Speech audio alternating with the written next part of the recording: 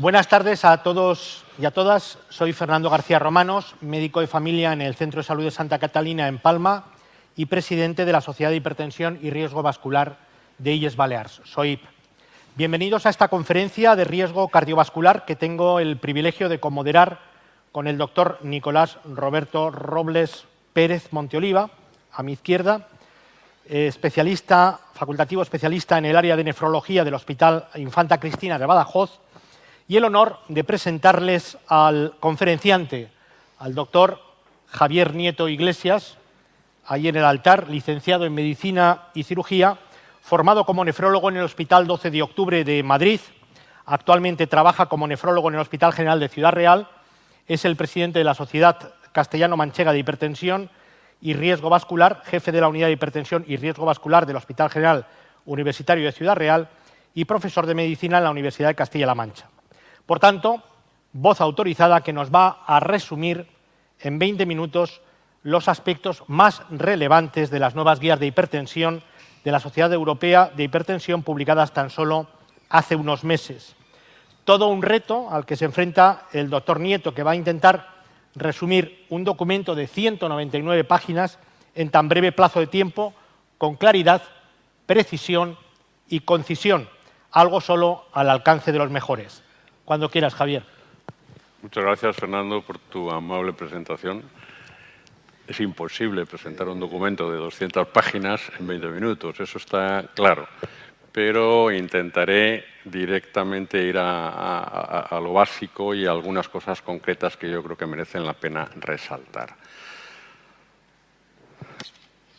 Esta es la guía, efectivamente 200 páginas y una diferencia de entrada ya en el manuscrito respecto a la de la anterior cada 5 años. Sabéis que desde 2003 se han ido renovando cada 5 años.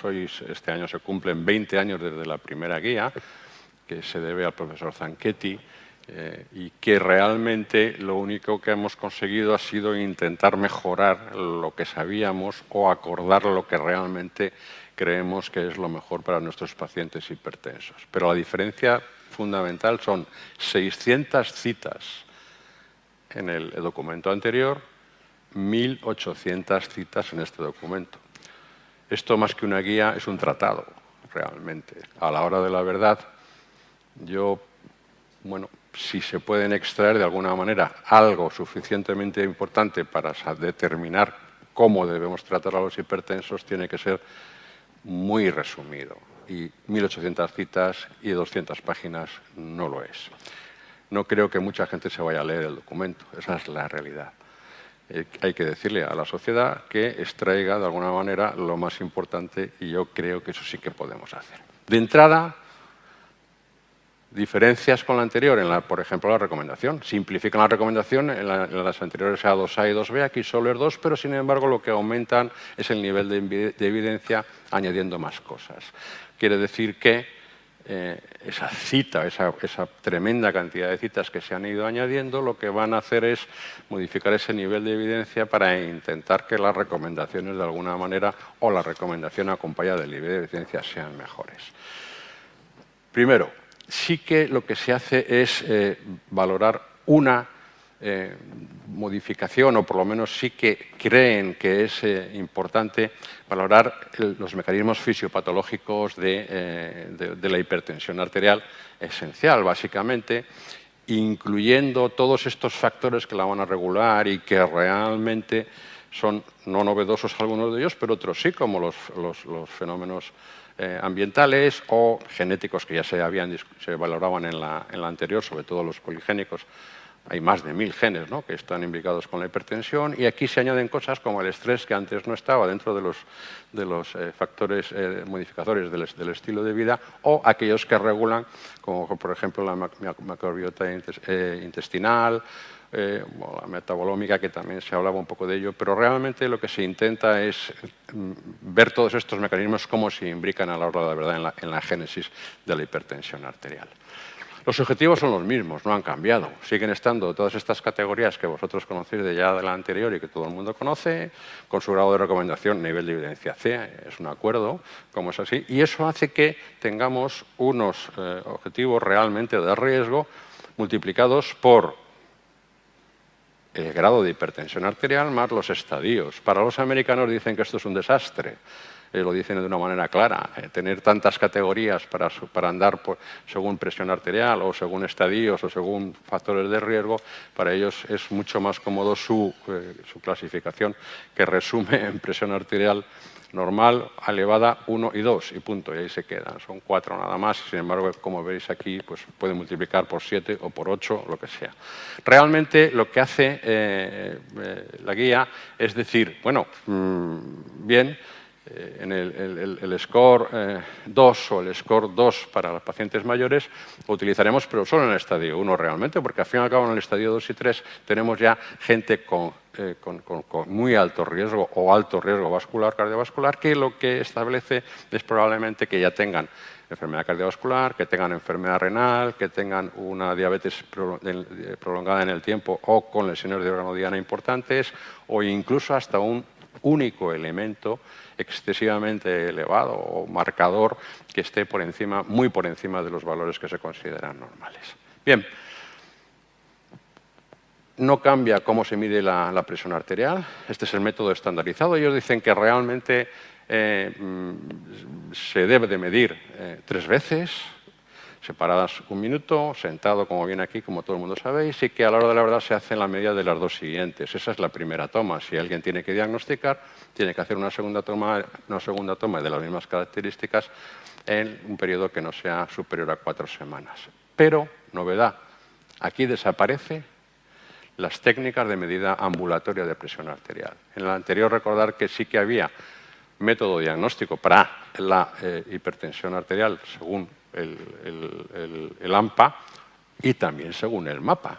Pues aquí desaparece y automáticamente pasan exclusivamente a las medidas en la clínica, a las medidas en la consulta.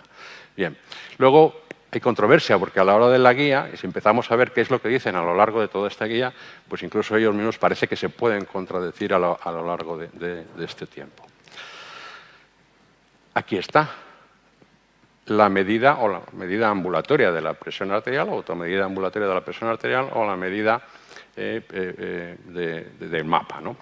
Como veis, sí que nos vale para determinar hipertensión de bata blanca, o discernir hipertensión de blanca, discernir hipertensión enmascarada, y en el MAPA, lógicamente, para valorar la presión nocturna que el otro hace.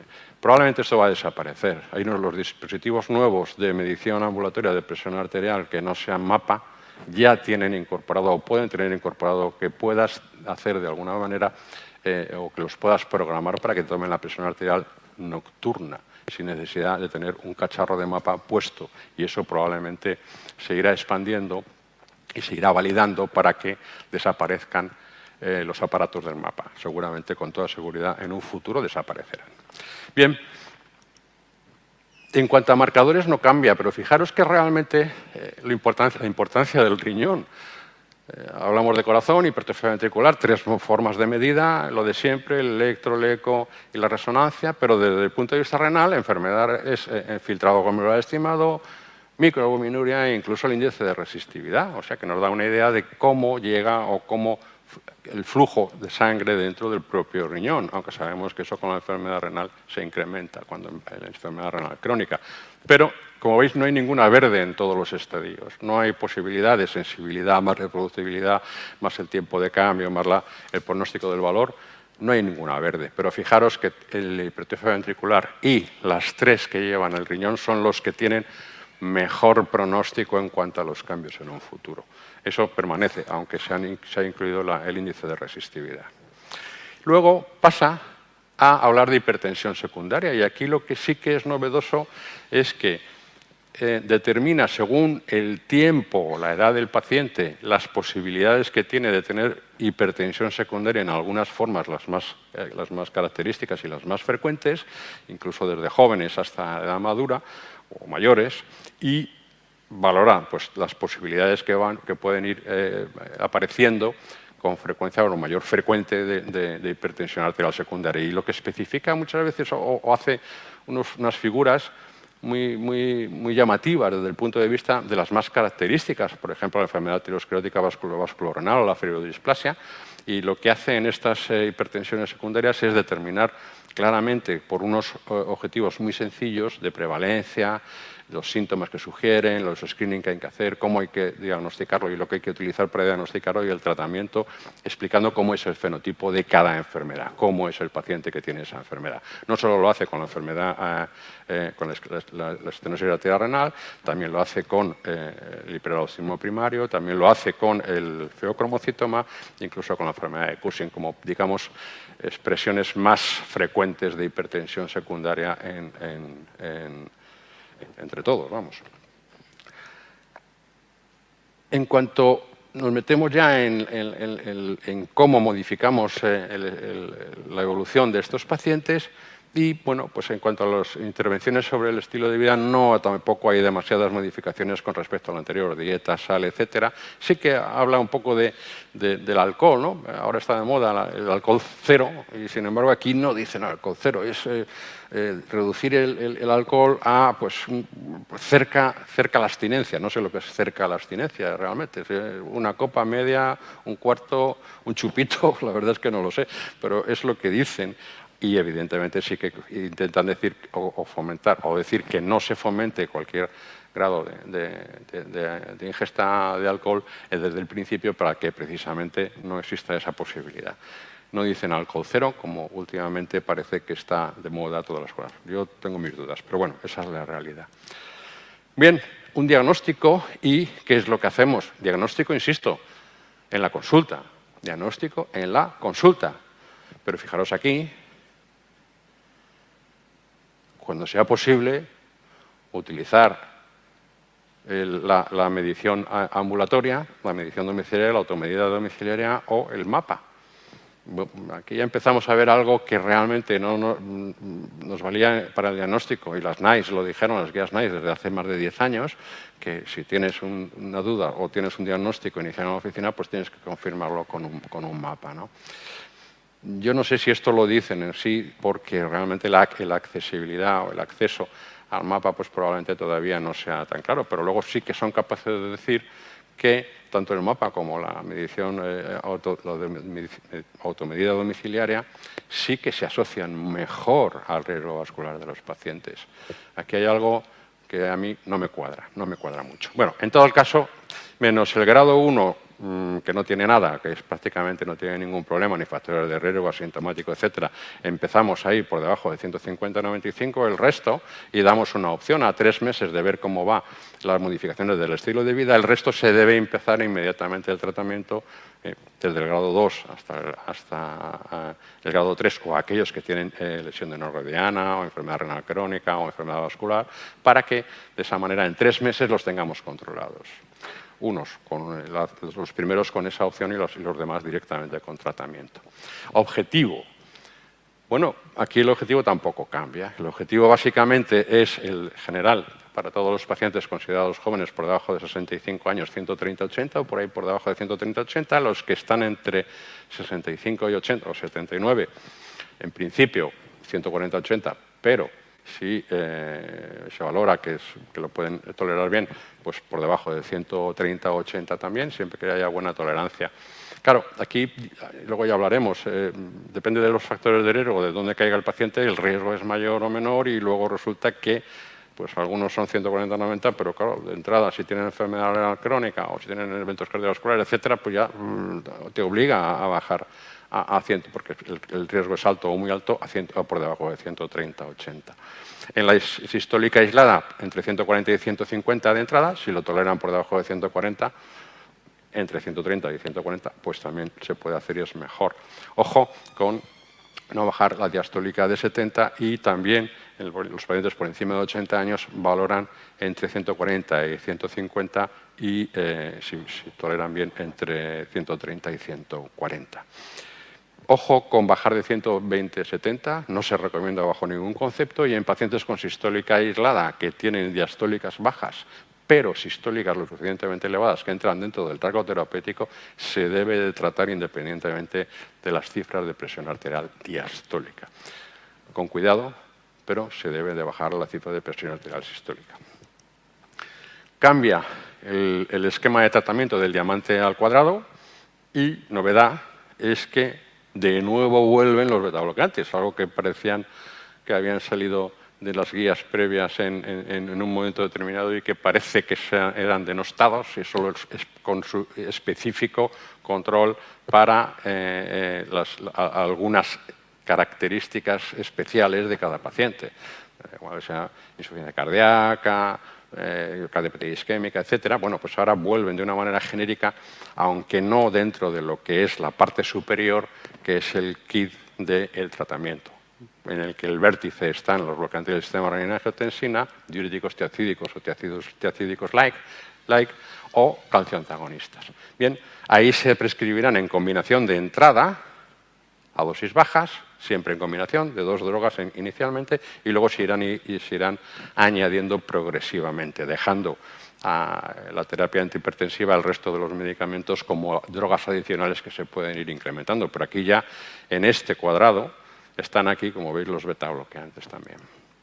¿Qué es lo que hay que hacer o cómo se acerca uno? Pues de una manera por pasos, en el que de entrada una píldora, una asociación de 2 medicamentos, dosis bajas, dosis altas, luego 3 medicamentos en los que lógicamente son los 3 iniciales, pero los beta-bloqueantes, como monoterapia incluso y en combinación, se pueden utilizar en cualquier grado también. Lo habitual, IECA, bueno, bloqueantes del sistema renina-angiotensina, calcioantagonistas o diuréticos en asociación unos u otros, o los 3 cuando llegamos a no tener un control suficiente. Y a partir de ahí entramos dentro de la hipertensión resistente.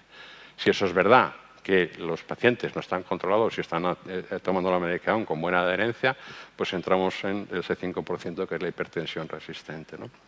En los que ellos dicen que ante la duda, si se tiene duda, lógicamente hay que hacer un mapa obligatoriamente y se pueda derivar al especialista.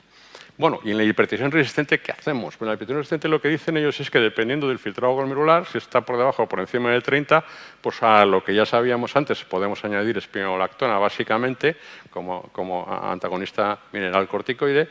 Está ahí la finerenona pendiente, aunque en este sentido de hipertensión resistente no está tan claro, porque eso lo que tenemos es en diabéticos. Y hay unos estudios relativamente nuevos en los que añaden diuréticos incluso a pacientes que ya estaban con diuréticos previos, y que se ha demostrado que la clortanidona, incluso añadido a diuréticos de ASA en pacientes con filtrados glomerulares bajos, pues parece que pueden controlar un poco mejor esa presión arterial, los diuréticos. O sea, eso es algo relativamente novedoso. Luego quedan, como siempre, otra vez los beta-bloqueantes y el resto de la medicación que tenemos en el arsenal terapéutico.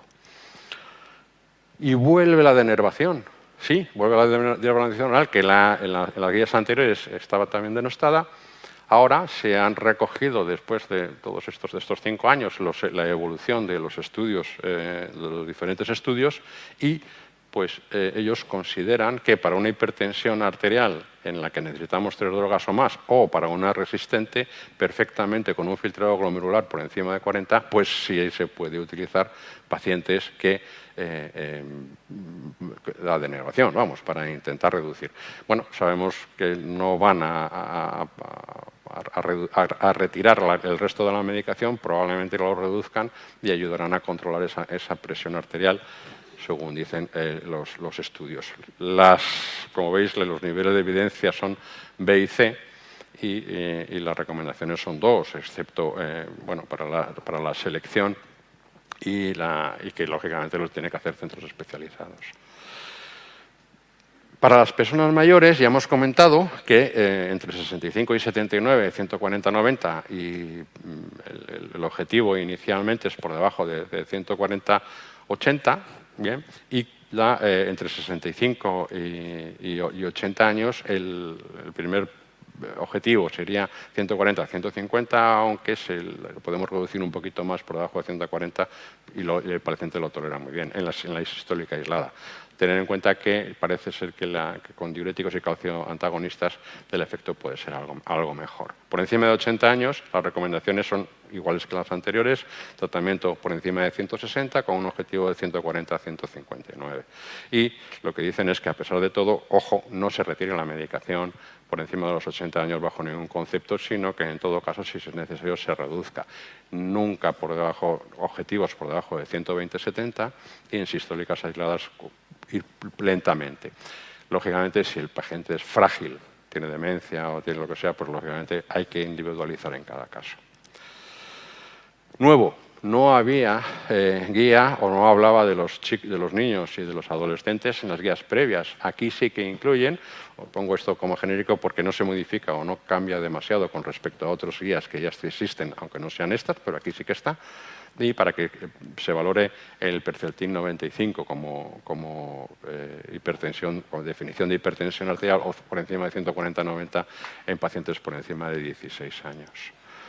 Habla también del ictus agudo, para no meter la pata en el sentido de que solo cuando realmente está por debajo de 6 horas de los síntomas, en un hemorrágico sí que hay que bajar la presión arterial de una manera clara por debajo de 140-90, pero en el resto de las formas hay que tener cierta precaución y no ser excesivamente agresivo a la hora de controlar la presión arterial, incluso en aquellos que ha pasado un isquémico y no son subsidiarios de trombolisis o de trombectomía. Ojo que si están por debajo de 290, pero en esas cifras no hay que mover nada. Muy bien.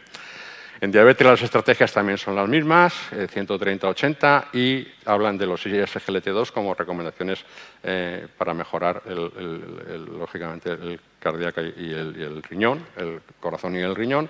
Y ellos hablan, en cuanto a, ya que estamos en nefrología, en cuanto a enfermedad renal crónica, diferencian entre, según filtrado glomerular, las posibilidades que utilices las mismas combinaciones, pero con un diurético tiacido por encima de 30 o con un diurético de asa por debajo de 30. Y en ese sentido, lo que habíamos comentado de añadir espironolactona en la situación en la que realmente no se controla la presión arterial si el filtrado es superior, o clortalidona. Hablan de los SGLT2 y finerenona de acuerdo a las aprobaciones que los IPTs tienen de cada país, pero bueno, sabemos que en España pues todavía la finerenona ni siquiera la tenemos. Estas son las estrategias en general de los pacientes con enfermedad renal. Bueno, habla también de los SGLT2, habla un poco de que, como en otras enfermedades, pues los pacientes son habitualmente no-dipper, non-dipper. Y evidentemente, para saber si son non-dipper o son dipper, tenemos que hacer un mapa. De manera que, de nuevo, otra vez estamos ahí en unas circunstancias en las que realmente hay que valorar si son dipper o no dipper haciendo un mapa. Con lo cual, bueno, ahí está. Fijaros la diferencia del resto de las guías, ¿no? Llegamos de 2018, enfermedad renal con albuminuria o sin albuminuria, y la descripción un poco lo que es. Estandarizada significa, como hemos dicho, como he dicho en la consulta. Está eso cambiando porque se pensaba que, según el sprint, la estandarizada era lo que hacía el sprint. No es eso. La estandarizada es lo que hay que hacer habitualmente para la medición de la presión arterial en la consulta, como he comentado antes, y lo que hace el sprint es una estandarizada aislada. La estandarizada aislada es la del sprint, que probablemente está más relacionada o se acerca más a lo del mapa, pero no del todo, pero más que de la estandarizada habitual. Pero la estandarizada es la que debemos utilizar habitualmente para que todos tengamos la misma posibilidad de medida. Y por último, el seguimiento. El seguimiento desde el diagnóstico, iniciación, la fase de iniciación. En 3 meses tenemos que tener al paciente con el objetivo de presión arterial óptima conseguido, y luego, a partir de ahí, según viene aquí, ver cómo se va manteniendo a lo largo de los años para seguir teniendo al paciente concretamente bien controlado. Bueno, en definitiva, bueno, pues que los pacientes, lógicamente, deben morir jóvenes y sanos, y ya está, y muchas gracias. Perdón, lo más tarde posible, que eso se me había olvidado.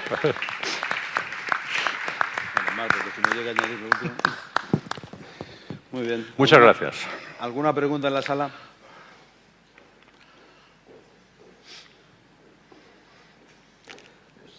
Parece que no. ¿Quieres tú hacer alguna pregunta? ¿Ya? No sé. Yo, ahora que has dicho lo de precisamente, creo que se está generando un poquito de confusión con el tema de la medición estandarizada. Porque realmente medición estandarizada es que hagamos bien la medición de la presión arterial como se ha hecho toda la vida. Claro. Y el problema es que, claro, dicho así, pues mucha gente lo ha confundido con la medición, automedición de presión arterial en consulta. Claro. O, que es una cosa que me ha llamado mucho la atención en las guías, que ellos se refieran a la medición en consulta, automedición de presión en consulta como medición unatendida, sin atender, sin presencia de nadie. Claro. Eso, exactamente. La diferencia es, la medición estandarizada es la que es, ¿no? Es tomarla 3 veces en condiciones de hacer la media de las 2 siguientes, separadas 1 minuto y a partir de ahí esa es la estandarizada. Si hace una estandarizada aislada, es lo que hizo el sprint, que dejas al paciente una vez, le pones música ambiental, apagas las luces un poquito, le dejas solo, y todo es un aparato automático, le toma la presión arterial y evidentemente la presión arterial suele ser un poco más baja, es verdad, y se acerca un poco más a las mediciones del mapa. Pero la domiciliaria, no es una domiciliaria aislada, es la suya del paciente, que no tiene nada que ver con eso. Incluso dicen ellos o dicen que son 2 mediciones y hacen la media. Con eso es suficiente, ¿no? Y si vas a pasar la consulta o va a ir el paciente a la consulta, pues que al menos tengas entre 4 y 7 mediciones seguidas para determinar realmente qué grado de control tiene mañana y noche, antes de tomar la medicación y con las características que hemos dicho antes. ¿Qué importancia tienen los factores ambientales tales como la contaminación o el ruido en el desarrollo de la hipertensión arterial? Cada vez más vamos, los factores ambientales tienen desde niños, desde jóvenes, las posibilidades de que modifiquen el esquema o la situación de los propios pacientes, haciendo, por ejemplo, que los niños sean obesos. Es curioso, pero eso es así, ¿no? Y entonces hay desde jóvenes hay una gran posibilidad de que los niños con los factores ambientales, las partículas medias, esas partículas famosas que están ahí, hagan que sean obesos y que, lógicamente, al ser obesos, más facilidad de hipertensión, diabetes, etcétera.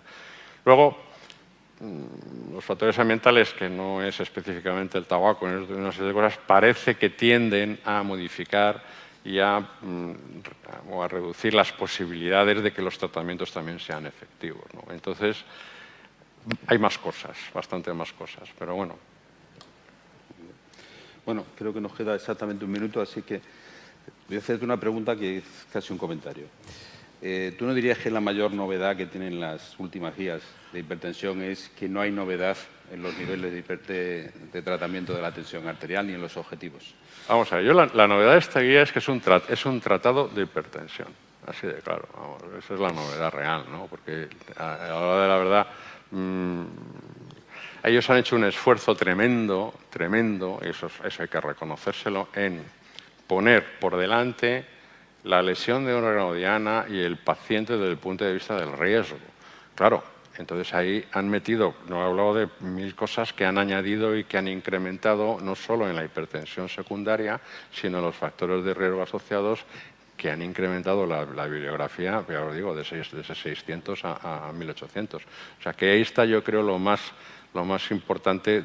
Ahora, extraer 4 cosas como yo he extraído, pues a lo mejor es lo que realmente tendrán que hacer, que todavía no han hecho, en un fact sheet de estos, para que realmente puedan dar alguien de primaria se lo pueda leer. Bueno, puedes ir a primaria a soltarle un tocho de 200 hojas. Venga, sigue esta guía, ¿no?